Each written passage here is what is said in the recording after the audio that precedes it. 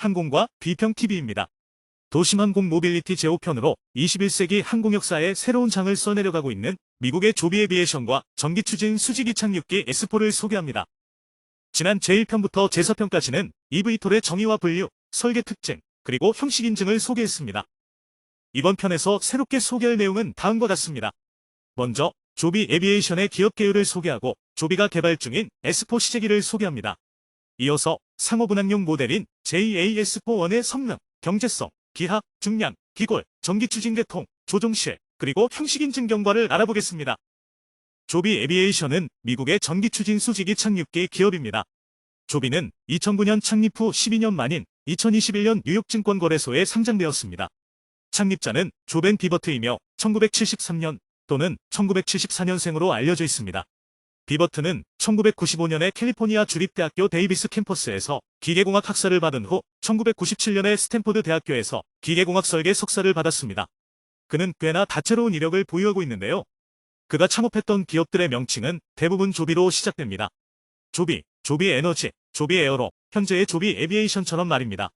알려진 바로는 그는 유용하고 고유하며 즐거운 소비자 제품을 개발하고 마케팅하여 판매하겠다는 슬로건을 걸었는데요. 조비라는 단어는 아름답고 재미있으며 친절하고 인텔리한 사람이란 뜻입니다. 이뿐만 아니라 그의 닉네임이 조비여서 그렇게 회사 이름들을 지어왔다고도 합니다. 진실이 무엇이든 조비는 이제 전 세계에서 가장 많이 알려진 eVTOL 기업의 자리에 올랐습니다. 본사는 캘리포니아주 산타크루즈에 있고 임직원 수는 2025년 1월 기준으로 2029명입니다. 현재까지 조비는 총 32억 6천만 달러의 투자금을 유치했는데 이는 한화로 대략 4.5조 원에 달하는 천문학적 금액입니다. 지금부터는 조비의 성장 스토리를 숫자로 살펴보겠습니다. 먼저 임직원 수입니다. 항공기 개발, 특히 형식 인증 과정에서는 정말 많은 전문 엔지니어링 인력이 필요합니다. 조비 에비에이션의 전신인 조비 에어로를 2009년에 창업할 당시에 임직원 수는 7명에 불과했지만 2025년 현재 2,000명이 넘는 기업으로 성장했습니다. 현재와 같은 인적 차원을 확보하기 위해 조비는 어떤 성장 과정을 거쳤을까요? 조비가 현재와 같은 전문 인력을 확보한 것은 자본의 힘입니다. 조비는 2009년 창업 후 12년 후인 2021년에 뉴욕증권거래소에 상장되었는데요. 조비의 투자 유치 과정을 알아보겠습니다. 조비는 2009년 설립 후 7년 만인 2016년에 시리즈 A 라운드 펀딩으로 3천만 달러를 유치했습니다. 이 덕에 조비는 인력 충원을 할 수 있게 되었는데요. 이어서 조비는 시리즈 B와 C 투자 유치에 성공했고 코비드19 팬데믹 때문에 풍부해진 시중 유동성에 힘입어 2021년에 뉴욕 증권거래소에 상장했습니다. 여러 기업들이 후속 투자를 하면서 2025년 현재 총 누적 투자 유치 금액은 32억 6천만 달러에 달하게 되었습니다. 주목할 점은 일본의 토요타가 시리즈 B부터 지속적으로 투자를 해왔다는 사실입니다.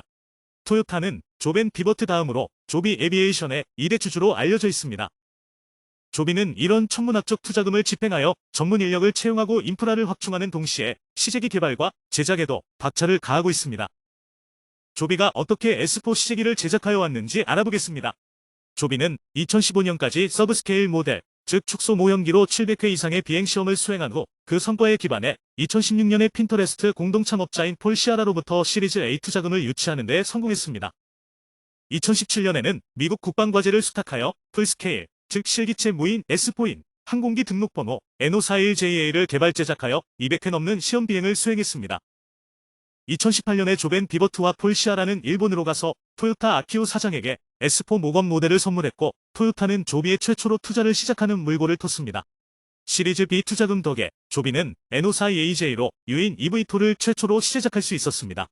하지만 안타깝게도 NO42AJ는 2022년에 비행시험 중 추락해 손실되었습니다. 시리즈 C 라운드에서 토요타는 투자금을 크게 늘렸고 조비는 그 돈으로 NO42BJ를 시제작했습니다. 2021년 공개시장 상장을 통해 천문학적 자금을 확보한 후부터 실험기 수준에서 벗어나 1년의 양산형 항공기들을 제작해 형식 인증을 위한 시험평가를 본격적으로 수행하고 있습니다. 미국 연방항공청 FAA는 S4를 특수분류의 동력식 양력기, 즉 파워드리프트로 분류합니다. 미국 연방규정집의 정의에 따르면 동력식 양력기는 수직 이륙, 수직 착륙 및 저속 비행의 능력이 있는 공기보다 무거운 항공기로 이들 비행 모드에서는 엔진 구동식 양력장치나 엔진 추력에 주로 의존하고 수평 비행 중에는 비회전식 에어포일에 의존하는 항공기입니다. 일반적으로 벡터드 스러스트, 즉 편향 추력 항공기라고도 불리지만 이는 학계나 산업계에서 사용되는 용어일 뿐이며 미국의 법률적 분류는 북녘식 양력기입니다. 현재까지 조비가 제작해온 S4 시제기들을 모아보면 다음과 같습니다. 2017년 무인 비행 시제기부터 시작해서 현재의 양산형 비행 시제기에 이르렀습니다. N54EAJ는 2022년 비행 시험 중 소실되었고 N54EBJ는 2024년 수소 전기 추진 실험기로 개조되어 완전 전기 추진에 약점인 짧은 항속거리를 극복하려고 시도 중입니다. 현재 조비는 총 5대의 비행 시제기를 동원하여 형식 인증에 필요한 지상 시험과 비행 시험을 수행 중입니다. S4의 모델 제식명, 데지그네이션을 알아보겠습니다. S4 제식명에는 JAS41과 JAS42가 있는데요. 과연 이 둘의 차이점은 무엇일까요? JAS41은 상용기로 사용되는 모델 제식명입니다. 예를 들어 FAA 형식 인증 과정을 밟고 있는 형식 인증기가 해당되고 미국 내수용입니다. 수출형의 경우도 설계 변경이 없다면 JAS41 모델 제식명이 사용될 것입니다. 반면 JAS42는 실험기나 개조기로 사용되는 모델 제식명입니다. 예를 들어 미국 공군의 어질리티 프라임 프로그램에 투입되었던 N54EAJ와 N54EBJ가 해당됩니다. 지금부터 S4 상용기 모델인 JAS41의 성능을 소개하겠습니다. 헬리콥터와 같이 협소한 면적에서 이착륙할 수 있고 고정익기처럼 고속으로 비행할 수 있는 능력을 모두 가지고 있다는 점이 장점입니다. 하지만 다른 eVTOL 기종들과 마찬가지로 S4도 완전 전기 추진 동력으로 구동되어서 재래식 항공기에 비해 항속시간과 채공시간이 짧다는 단점이 있습니다. S4의 순항 속력은 시속 322km이며 174노트입니다. 이는 KTX 기차보다 빠른 속력입니다. 최대 속력은 공개된 바 없습니다. 2022년 1월 시험 비행에서 진대기 속력으로 시속 330km에 도달했다는 기록이 있지만 실제 최대 속력은 이보다 더 높을 것입니다. 항속거리는 161km이며 에너지 예비분이 포함된 거리입니다. FAA는 2024년에 동력식 양력기 조종사 인증과 운용의 통합이라는 규칙을 제정하면서 동력식 양력기의 에너지 예비 요구도를 주간 시계 비행 규칙 VFR에서는 20분 이상, 야간 VFR 또는 대기 비행 규칙 IFR에서는 30분 이상으로 정했는데요.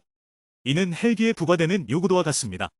원래 2023년 규칙 제정한 곳이 NPRM에서는 이보다 긴 비행기 기준인 30분과 45분을 부과하려 했지만 산업계 의견을 수렴한 후 헬기의 연료 예비 기준 수준으로 낮추어 최종 확정했습니다. 최대 순항 고도는 15,000피트이며 이는 4.5km 고도입니다.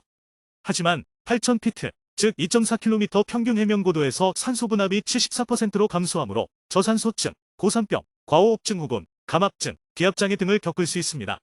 따라서 항공산업에서는 8,000피트 고도의 대기 조건을 기내 여압의 상한 조건으로 보고 있습니다. S4의 운항 소음을 소개합니다. S4뿐만 아니라 eVTOL의 장점 중 하나는 역시 저소음 배출입니다. 조비는 S4의 소음 배출이 헬기에 비해 100배 정숙하다고 홍보하고 있는데요. 제자리 비행 중인 S4에서 100m 떨어진 곳에서의 소음은 65A가중 데시벨이고 500m 상공을 지날 때의 소음은 45A가중 데시벨로 측정됩니다. 조비가 헬기보다 100배 정숙하다고 홍보하는 기준은 음세기 강도인 SIL 기준입니다. 예를 들어 헬기 소음도가 85데시벨이고 eVTOL 소음도가 65데시벨이면 그 차이는 20데시벨인데요. 이 차이 값은 음압 기준인 SPL로는 10배이지만 음압의 제곱인 음세기 강도인 SIL 기준으로는 100배가 됩니다. 2022년 3월 미국 의회 교통인프라스트럭처위원회에서 조벤 비버트는 도시와 공항 상공에서 비행하는 S4의 운항소음 등고선을 보고했는데요. 먼저 도시 상공 비행을 살펴보겠습니다. 위 그림은 전형적인 응급의료 헬기, 즉 EMS 헬기가 500m 상공을 비행할 때 지상에 전파되는 운항소음의 등고선을 보여줍니다. 50데시벨에서 70데시벨 넘어서까지 소음을 배출합니다. 반면 아래 그림은 S4의 운항소음의 등고선인데요. 앞서 소개한 대로 500m 상공 기준 소음이 45데시벨이므로 50데시벨 이하여서 등고선이 표시되지 않습니다. 이번에는 로스앤젤레스 공항에 접근 착륙할 때의 운항소음 등고선 비교입니다. 위 그림은 전형적인 여객기가 접근 착륙할 때의 운항소음 등고선입니다. 활주로를 향해 접근할 때의 비행 궤적에 따라 75데시벨에서 85데시벨 넘어서까지 시끄러운 소음이 지상에 길게 전파됨을 알 수 있습니다. 반면 아래 그림은 S4의 운항소음 등고선인데요. 접근 비행 궤적상의 등고선이 보이지 않고 S4 주변에만 작은 등고선이 표시될 뿐입니다. 이처럼 S4는 재래식 항공기에 비해 현저히 낮은 소음 배출 특성을 보여서 도심 지역의 운항에 있어 사회적 수용성을 높일 수 있을 것입니다. 아마도 시청자 여러분이 궁금한 것 중 하나는 S4의 가격과 탑승 요금일 것입니다. 2021년 조비가 리인벤트와 스펙 합병 상장을 준비하면서 제시했던 2026년 예상 경제성을 소개하겠습니다. 조비는 2026년 예상 제작 원가를 130만 달러로 제시했는데요. 하나로 18억 원에 상당하는 금액입니다. 이는 텍스트론의 사인 석세스나 172 스카이호크의 판매 단가인 45만 내지 60만 달러보다 2배에서 3배 비싼 금액입니다. 이후에 조비는 판매 단가를 공개하고 있지 않기 때문에 현재는 130만 달러보다는 훨씬 높은 가격일 것으로 추정됩니다. 평균 사용 수명은 5만 비행 시간이고 평균 여정 길이는 39km입니다. 탑승률은 여정당 2.3 승객이며 도착 후 다음 출발까지의 시간인 턴어라운드 타임은 6분입니다. 연평균 비행 시간은 2,500 비행 시간입니다. 항공 운임률은 좌석당 킬로미터당 1.86달러입니다. 예를 들어 여러분이 39km를 비행하면 72달러 54센트입니다. 하나로는 대략 10만 원입니다. 꽤 비싸죠? 하지만 정말 급한 일이 있어서 돈보다 시간이 더 중요한 상황이라면 이용할 것입니다. 템포, 즉 운항 빈도는 일주일에 7일, 매일 40대 비행입니다. 당시에 조비는 운항 사업자가 1.3년 만에 본전을 뽑을 수 있다고 제시했습니다. 가용 좌석 마일, 즉 ASM당 원가의 절반은 조종사, 정비비용, 정비사 인건비입니다. 흥미로운 점은 여정당 30kWh를 충전하고 매년 배터리를 교체해야 하지만 배터리 충전과 교체는 원가의 15%에 불과하다고 밝힌 점입니다. 실제로 조비가 최초 상용 운항을 선보일 때 어떤 경제성을 다시 업데이트해서 제시할지 관심이 집중되고 있습니다. 지금부터는 S4의 설계 특징을 심도 있게 소개하겠습니다. 먼저 항공기의 기아입니다. 조종석은 한 석이며 승객석은 조종석 바로 뒤에 사이드 바이 사이드 형태로 두 줄로 배열되어서 총 4석입니다. 전장은 7.574m이며 세단 자동차의 대략 1.5배입니다. 전폭은 14.051m이며 아웃보드 프로펠러의 회전 경계가 포함됩니다. 윙스팬, 즉 날개 길이는 11.51m이며 틸팅 나셀이 포함됩니다. 프롭 직경은 약 2.9m로 추정됩니다. 휠 트랩, 즉 바퀴 거리는 내측이 2.399m, 외측이 2.515m입니다. 날개의 지상고는 성인 키보다 약간 높습니다. eVTOL이 공중에서 제자리 비행을 하려면 여러 개의 프롭들이 생성하는 동력식 양력과 중량의 크기가 동일해야 합니다. 헬기의 제자리 비행 운동량 이론에 따르면 제자리 비행 동력은 항공기 중량 W를 회전면 면적 S로 나눈 비율의 제곱근에 비례하는데요. 우리는 이 지표를 디스크 로딩, 즉 회전면 하중이라고 말합니다. 회전면 하중은 항공기 중량을 동력식 양력을 생성하는 프롭이나 로터의 회전 면적으로 나눈 값이며 수직 비행 능력을 평가할 때 자주 사용되는 지표입니다. 회전면 하중이 낮을수록 회전 있기에 가깝고 높을수록 고정 있기에 가깝습니다. S4는 최대 이륙 중량과 첨도 동력 조건에서 회전 면적당 60.7kg의 회전면 하중을 보이는데 그래프에 표시해보면 동력 하중이 역사적 추세보다 너무 낮습니다. 그 이유는 첨도 동력은 어떤 전기 엔진이 고장나면 나머지 전기 엔진들이 그 동력을 보충하기 위해 필요하기 때문입니다. 따라서 실제 제자리 비행 동력은 첨도 값의 대략 절반만 필요합니다. 이를 감안하면 S4의 인면 하중과 동력 하중은 헬기와 틸트로터의 경계에 있음을 알 수 있습니다. 조비 S4의 평면도를 보면 엑소시메트리, 즉 축대칭 설계가 보입니다. 사실 축대칭 설계는 거의 모든 eVTOL 기종들이 따르고 있는 절대적인 설계 원칙입니다. 뉴턴 운동 제3법칙인 작용 반작용의 법칙에 따라 전기 추진 장치 EPU가 회전하는 방향과 반대 방향으로 반토크가 발생하는데요. EPU마다 발생하는 이런 반토크들이 자연스럽게 서로 상쇄되도록 회전축들을 축대칭을 이루도록 설계하는 것입니다. 주목할 점은 S4의 컨트롤링 디멘션, 즉 풍제 치수 D입니다. FAA는 버티포트 설계에 관한 지침을 엔지니어링 브리프 EB105로 제정하고 개정해오고 있는데요.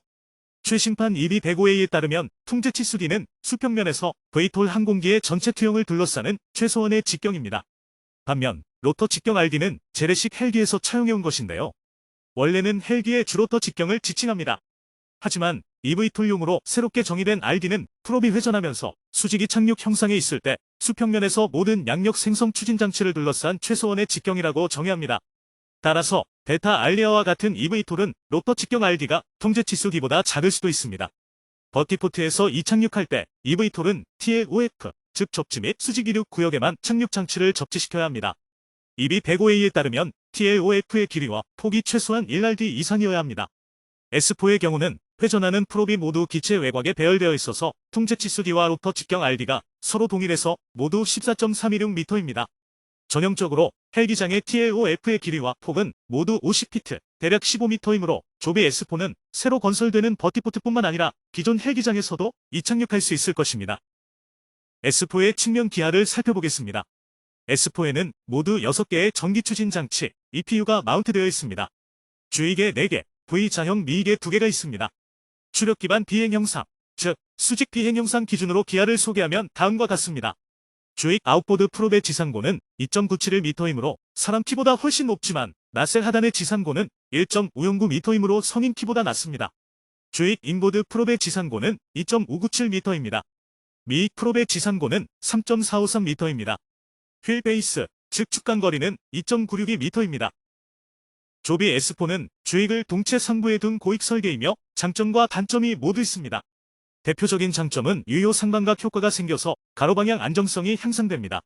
또 다른 장점은 지상고를 확보함으로써 이착륙 중에 윙팁 스트라이크 위험성이 줄고 프롭 후류에 의해 지작물이 비산되는 것을 줄여줍니다.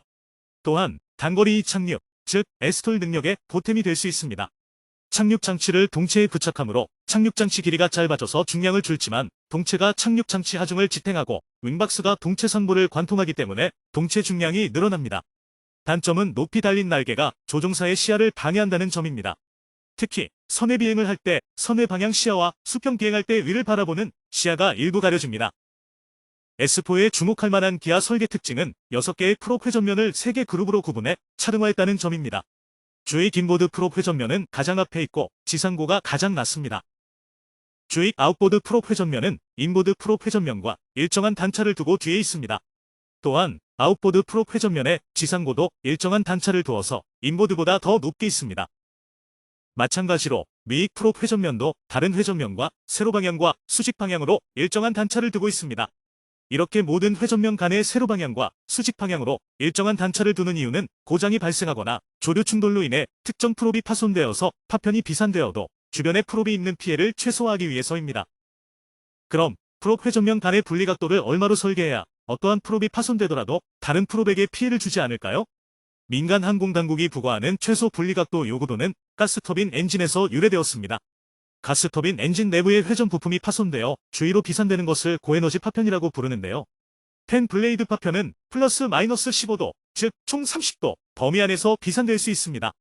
터빈의 경우 디스크 파편의 크기에 따라 총 6도에서 30도 범위까지 비산될 수 있습니다. 프롭 비행기 설계의 경우 민간 항공당국은 케이블과 조종봉을 제외하고는 조종사와 조종장치의 어떠한 부분도 인보드 프롭 회전면의 플러스 마이너스 5도 각도 내에 놓이지 않도록 배치되어야 합니다. S4도 이런 민간 항공당국의 고에너지 파편 분리각도 요구도를 충실히 따라 프롭 회전면 간의 분리각도를 설계했는데요. 예를 들면 주익 인보드 프롭 회전면은 아웃보드 프롭 회전면과 대략 15도의 분리각도를 보입니다. 아웃보드 프롭 회전면의 경우도 마찬가지입니다. 또한 S4는 인보드 프롭 회전면의 플러스 마이너스 5도 범위 내의 조종석과 조종장치를 안 두려고 전방 나셀을 이용해 인보드 프롭을 앞으로 뺐습니다. 하지만 2022년의 비행시험 중 발생한 사고는 조비의 이런 설계 노력을 헛되게 만들었습니다. 3번 스테이션 우익 인보드의 프롭 블레이드 하나가 굽힘 고장을 일으키며 방출되면서 바로 오른쪽에서 회전하는 4번 스테이션 프롭을 가격해서 아웃보드 프롭이 통째로 뜯겨나갔고 기체는 지상에 추락했습니다. 원래 재래식 비행기였다면 방출된 인보드 프롭 블레이드는 플러스 마이너스 5도 범위 안에서 비산되므로 아웃보드 프롭을 가격할 가능성이 낮아야 합니다. 하지만 전방 추력뿐만 아니라 동력식 양력도 생성하도록 설계된 조비의 프롭 블레이드와 분산 전기 추진 설계 기법은 이런 재래식 비행기의 최소 요구도를 무효화시켜버렸습니다. S4에는 모두 10개의 조종면이 있는데요. 4개의 에일로론과 6개의 러더베이터로 구성됩니다. 좌익과 우익의 날개 끝단 가까운 뒷전에 에일로론이 2개씩 있어서 롤 기동과 같은 가로 운동을 제어합니다. V자형 미익의 양쪽 뒷전에는 러더베이터가 3개씩 있어서 이와 피치 기동과 같은 방향 운동과 세로 운동을 제어합니다. 주목할 만한 점은 사전 양산형 모델에는 주익에 4개의 뒷전 플랩을 두었지만 양산형 모델에는 플랩이 없어졌다는 사실입니다. 재래식 비행기에서 플랩의 주된 용도는 이륙과 상승, 착륙을 위한 접근 비행 단계에서 양력을 증강시키는 것입니다. 하지만 S4는 이착륙 비행 단계와 심지어 천이 비행 단계에서도 편향 추력을 이용해 동력식 양력을 생성하기 때문에 플랩의 역할이 재래식 비행기처럼 크지 않습니다. 플랩 메커니즘과 작동기, 그리고 주변 구조물 인터페이스 설계로 인해 설계 복잡도와 중량만 증가할 뿐입니다. 아마도 EV톨에서 앞으로 플랩과 같은 고양력 장치 HLD를 찾아보기는 어려워질 것입니다. 그럼 지금부터는 S4의 중량을 소개하겠습니다. EV톨은 아직은 배터리 성능의 기술적 한계로 인해 소형한 공기입니다. 또한 재래식 항공기는 이륙 후 시간이 지남에 따라 연료가 소모되면서 비행 중량이 가벼워지는 효과가 있지만 eVTOL의 배터리는 이륙부터 착륙까지 중량이 변하지 않습니다. S4의 중량은 다음과 같이 분해됩니다. MT-5W, 즉 최대 이륙 중량은 2,404kg으로 추정됩니다. 2022년에 FAA가 발행한 가망 기준 초안에 따르면 2,177kg이었지만 조비는 양산형 모델은 2,404kg까지 늘릴 것이라고 언론에 밝힌 바 있습니다. MT 웨이트, 즉 공허 중량은 1,951kg으로 추정되어 MT-5W의 81.1%를 차지하며 초기 추정치였던 1,724kg보다 늘어난 값입니다. 참고로 완전 전기 추진 항공기의 경우 공허 중량에는 배터리 중량이 포함되어 있으므로 재래식 항공기의 공허 중량 비율보다 훨씬 높을 수밖에 없습니다. 페이로드, 즉 탑재 중량은 454kg으로 추정되어 MT-5W의 18.9%를 차지하며 이는 탑승자 한 명당 중량을 91kg으로 설정했음을 알려줍니다. eVTOL의 단점 중 하나는 무겁고 비행 중에도 중량이 감소하지 않는 배터리를 탑재해야 한다는 점입니다. 배터리 팩 중량은 848kg으로 추정되며 MT-5W의 35%를 차지합니다. 따라서 항공유나 제트유 중량이 빠진 재래식 항공기의 공허 중량에 상응하는 순수한 기체 중량 비율은 45.8%입니다. 이 값은 범용항공 항공기의 통계치인 51%에서 60%보다 낮은 값이므로 조비가 기체 중량을 절감하기 위해 얼마나 노력했는지 알 수 있는 대목입니다. 지금부터는 S4 기체 중량 비율을 낮추면서도 수직 비행 영역과 수평 비행 영역 모두에서 외력과 내력을 지탱할 수 있는 기골을 어떻게 구현했는지 소개하겠습니다. 조비 S4의 기골은 외력과 내력을 지탱할 수 있는 하중 경로를 생성하면서도 중량을 절감하기 위해 복합재로 주로 시공됩니다. 복합재 공급사는 토레이 어드밴스드 컴포지츠이며 복합재는 열경화성 탄소 섬유 강화 폴리머, 즉 CFRP 프리프레그입니다. 조비는 어떤 재료 규격을 사용하는지 공개하지 않고 있지만 다른 eVTOL 기업들이 대부분 사용하는 고인장 강도와 중간 탄성률을 지닌 복합재를 사용할 것으로 추정됩니다. 토레이가 미국 현지에서 생산하고 있는 T1100 시리즈 복합재가 조비 S4에 사용되지 않을까 추측해보지만 단정할 수는 없습니다. 시청자의 이해를 돕기 위해 항공기 복합재 인증을 간략히 설명합니다. 미국 위치타 주립대학교에는 N-캠프라고 불리는 국가선진재료성능센터가 있는데요. FAA와 EASA는 N-캠프의 과정을 사용해 개발된 복합재 규격과 설계값을 형식 인증 과정에서 수락해주고 있습니다. 즉, 양대 민간 항공당국은 N-캠프를 항공기용 복합재 검증기관으로 인정했습니다. 따라서 토레이와 같은 복합재 소재 기업이 N-캠프에서 해당 복합재의 규격과 설계값을 검증해 놓으면 조비와 같은 항공기 개발사는 항공기 형식 인증 과정에서 N-캠프 데이터베이스를 사용해 인증 시간과 비용을 절감할 수 있습니다. 앞서 소개한 T1100 시리즈 복합재는 토레이가 N-캠프를 통해 검증받고 있는 일련의 신소재 중 하나입니다. 조비는 재래식 복합재 공정인 오토클레이브과 AFP라고 불리는 자동 섬유 적층 기법을 함께 사용 중입니다. 공정 자동화의 목적은 항공기 생산 단가와 시간을 줄이기 위해서인데요. 조비는 자동화를 통해 작업 속도가 10배 빨라지고 항공기 대당 공수를 500시간씩 절감할 수 있다고 밝혔습니다. 조비는 3단계 생산 램프업 방안을 제시했는데요. 1단계는 연간 30대 정도이니 매달 2대 내지 3대를 출고하는 생산 능력입니다. 2단계는 범용항공이나 비즈니스 제트 생산 능력 수준인데요. 연간 200대에서 400대를 출고합니다. 3단계는 럭셔리 세단 자동차처럼 연간 수천 대를 출고하는 능력입니다. 아마도 그 이후에는 양산 공장을 전 세계 거점 국가들에 구축할 것입니다. 다른 eVTOL 기업들과 마찬가지로 장기적으로는 현재와 같은 열경화성 복합재와 오토클레이브 공정에서 탈피할 것입니다. 제작업이 가능한 열가소성 복합재와 AFP 또는 ATL, 그리고 오토클레이브 없는 공정인 OOA, 그리고 압축 몰딩과 압착 스탬프 성형으로 고율 생산에 도달하는 것이 조비의 장기적인 구상일 것입니다. 지금부터는 타의 추종을 불허하는 고도의 기술력을 보여주고 있는 S4의 전기 추진 계통, 즉 EPS를 소개하겠습니다. 조비는 S4의 전기 추진 계통 EPS가 어떻게 구성되어 있는지 공개하지 않지만 지금까지 수집된 정보를 종합해서 소개하겠습니다. EPS는 전기 엔진, 배터리 팩, 전력 배분 장치, 프롭 등으로 구성됩니다. 하나씩 알아보겠습니다. 첫째, 전기 엔진 또는 전기 추진 장치 EPU입니다. 참고로 민간 항공당국은 전기 추진에 사용되는 전기 모터를 전기 엔진이라고 부릅니다. 조비는 창사 이래로 전기 추진 계통의 기술 내재화에 힘써오고 있습니다. EPU마다 4개의 모터가 있는데요. 하나는 프롭을 구동하는 드라이브 모터이고 2개는 블레이드 피치와 엔진 틸트용 위치 모터이며 나머지 하나는 냉각용 모터입니다. 또한 드라이브 모터에는 직류를 교류로 변환해주는 인버터와 엔진 제어 장치 ECU가 있습니다. 둘째, 배터리팩입니다. 팩마다 7개의 배터리 모듈이 있는데요. 모듈 안에는 2차 전지들이 있습니다. 또한 팩마다 배터리 관리 시스템 BMS가 있습니다. 셋째, 전력 배분치 PDU도 있을 것입니다. 예를 들면 전압을 감압해주는 컨버터 등이 그 예입니다. 넷째, 오엽 가변 피치 프롭입니다. 화면에는 표시되지 않았지만 그 외에도 각종 케이블, 배선, 충전용 리셉터클 등과 같은 부속품도 있을 것입니다. 그럼 전기 엔진을 상세히 소개하겠습니다. 전기 엔진은 고장 안전을 위해 이중 번선 모터와 이중화된 인버터로 구성되어 있어서 채널 하나가 고장나도 나머지 채널로 동력 능력의 50%를 유지할 수 있습니다. 또한 회전자인 로터가 고정자인 스테이터 주위에서 회전하는 외전형인 아웃러너를 채택하고 있습니다. 외전형은 회전 관성 모멘트가 내전형보다 커서 더 큰 토크를 생성하는 데 유리합니다. 구동 방식은 직접 구동식입니다. 조비에 따르면 첨두 동력은 236kW입니다.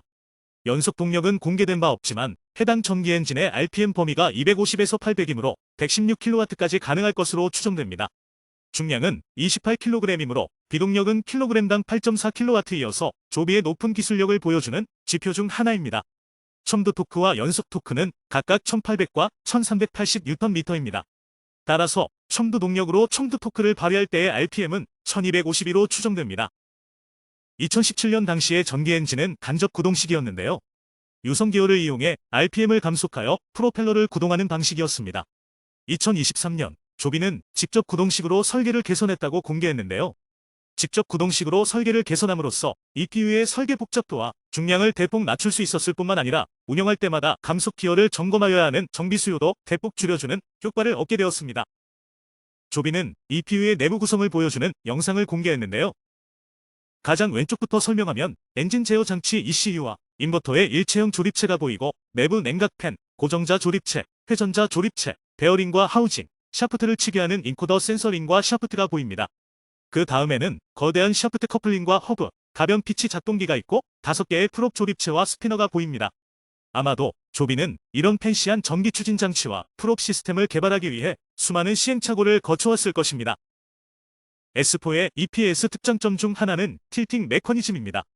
주익과 미익 끝단에 마운트되어 있는 나셀은 그 안에 있는 EPU와 함께 전체가 틸팅되지만 주익 인보드 붐 전방에 마운트되어 있는 EPU는 EPU만 틸팅됩니다. S4는 EPU 모두가 틸팅 메커니즘을 갖는 편향 추력 형태이어서 다른 기종보다 성능 측면에서는 유리하지만 틸팅 메커니즘은 비행 안전에 인계적이므로 높은 신뢰성이 요구되고 정비 수요가 높다는 점은 단점으로 작용할 것입니다. S4에는 블레이드 끝단이 아래로 약간 처져 있는 하반각 설계가 채택되었습니다. 2020년 추론 특허에 따르면 블레이드 길이 방향으로 테이퍼를 주고 비틀림을 주어서 피치각을 변하게 하고 끝단에 하반각을 주면 다양한 레이놀즈 수 범위에서 에어포일 단면을 최적화할 수 있습니다. 하반각 끝단 설계는 전형적인 효과가 있는데요. 첫째는 끝단 와류 항력의 감소입니다. 끝단 주위에서 블레이드 하부 고화 병역에서 상부 고화 병역으로 휘어 감으며 올라타려는 유동을 저지해서 끝단 와류를 진정시켜줍니다. 따라서 항속거리와 에너지 효율이 향상됩니다. 또한 분산 전기 추진처럼 프롭들이 여러 개 있는 경우 이들 간의 난류 간섭을 최소화시켜줍니다. 둘째는 소음 저감입니다. 고주파 소음에 기여하는 끝단 와류를 줄여주기 때문입니다. 셋째는 프로버시를 개선해 주어서 수직이 착륙 시의 지면 효과 교란을 줄여주어 제자리 비행의 안정성에 도움이 되고 기류를 안정화시켜주어 천이 비행에서도 안정성에 도움이 됩니다. 넷째는 성능 저하 없이도 블레이드 길이를 짧게 할 수 있어 구조 중량이 절감됩니다. 지금부터는 배터리 계통을 소개하겠습니다. EV톨에서 배터리는 장점이자 단점입니다. 배터리를 사용해서 온실가스 배출이 없는 반면 재래식 항공기에 비해 항속거리와 채공시간이 짧아지기 때문입니다. 공개된 바 없지만 배터리 용량은 200kWh 정도인 것으로 추정됩니다. 케미스트리는 821 NMC이며 니켈, 망간, 코발트가 각각 80%, 10%, 10%로 구성된 양극재와 흑연 음극재를 사용합니다.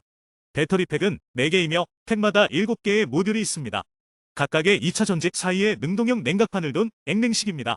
각 셀은 티타늄 케이스 안에 수납되어서 부풀어 오르는 스웰 현상과 화재 위험을 최소화하고 기체 무결성을 보호합니다. 50피트 낙하 시험과 극한온도 노출 시험으로 안전성을 입증했습니다.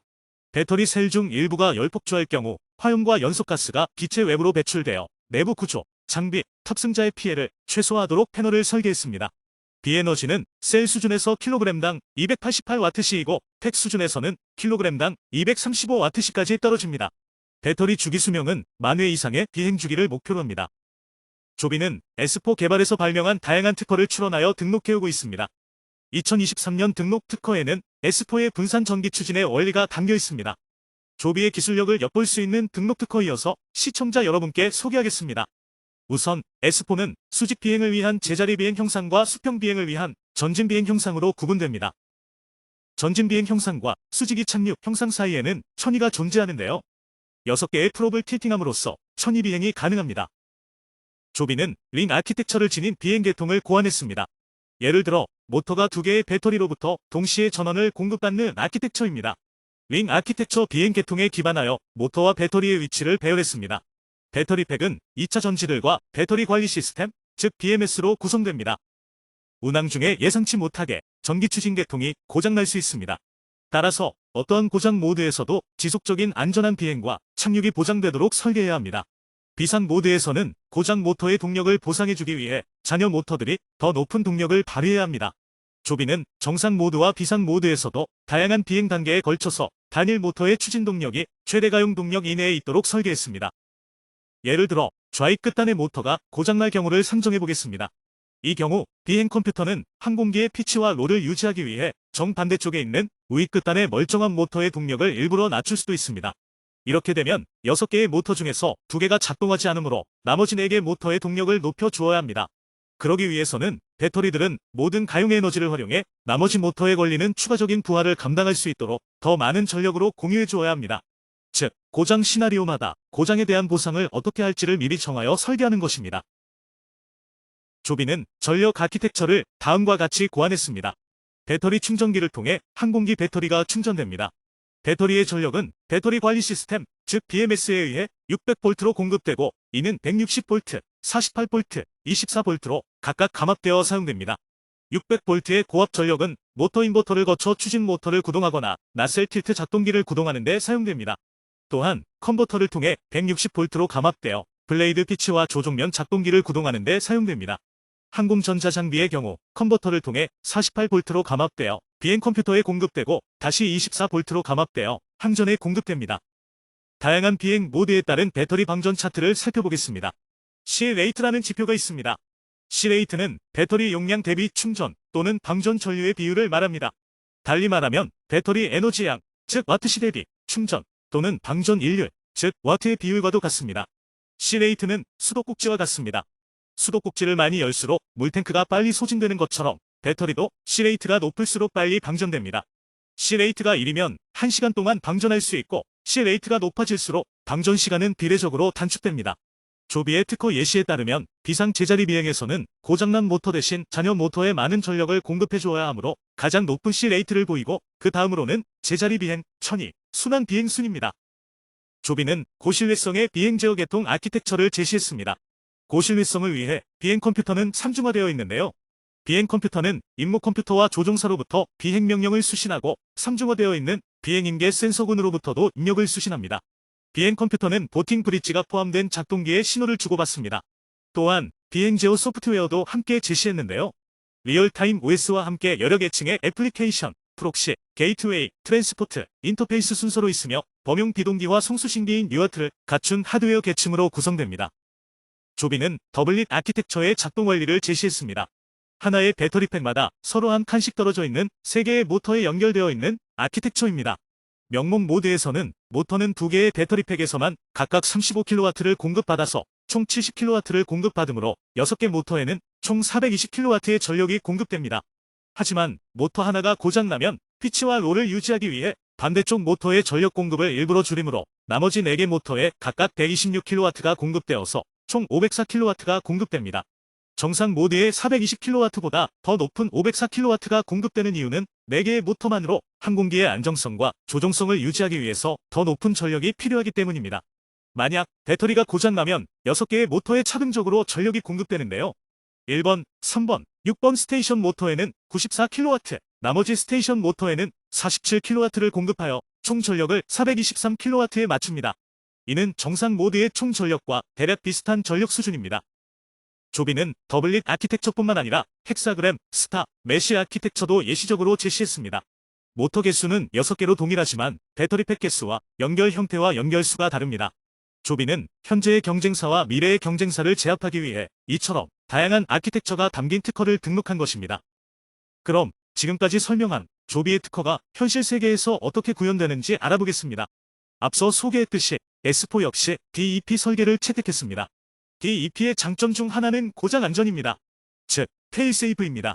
EPU 중 어느 하나가 고장나서 반대쪽 EPU를 아이들로 설정해도 나머지 EPU로 목적지까지 지속적인 안전한 비행과 착륙, 즉 CSFL을 수행할 수 있습니다.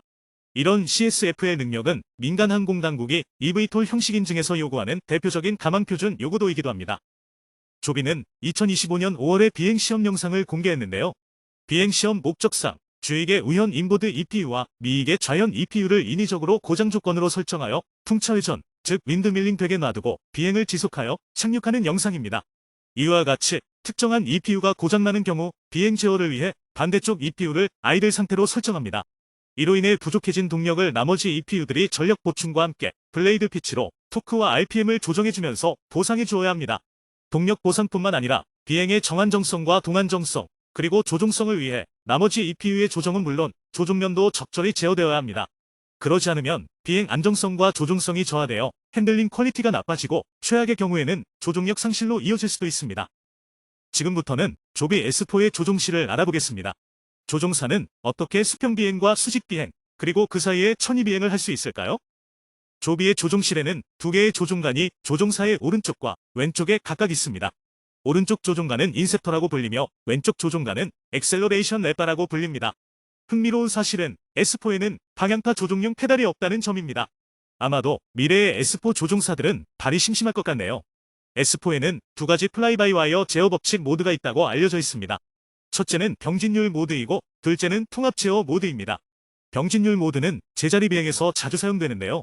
오른쪽 조종관인 인셉터를 잡아당기면 리프트 오프하거나 상승하고 소나기에 힘을 풀면 그 자리에서 제자리 비행합니다. 또한 인셉터를 비틀면 비트는 방향으로 기수가 유행합니다. 인셉터를 좌우로 밀면 그 방향으로 수평 운동을 합니다. 한편 통합 제어 모드는 재래식 제어 모드에 가까운데요. 인셉터를 측면으로 밀면 그 방향으로 뱅크 즉 선회합니다. 또한 왼쪽 조종관인 엑셀러레이션 레바는 재래식 비행기의 스로틀과 같은데요. 앞으로 밀면 기체가 전방으로 운동하고 뒤로 당기면 후방으로 운동합니다. 2020년 출원 특허를 보면 조비가 여러가지 조종 방식을 고민했다는 사실을 알 수 있습니다.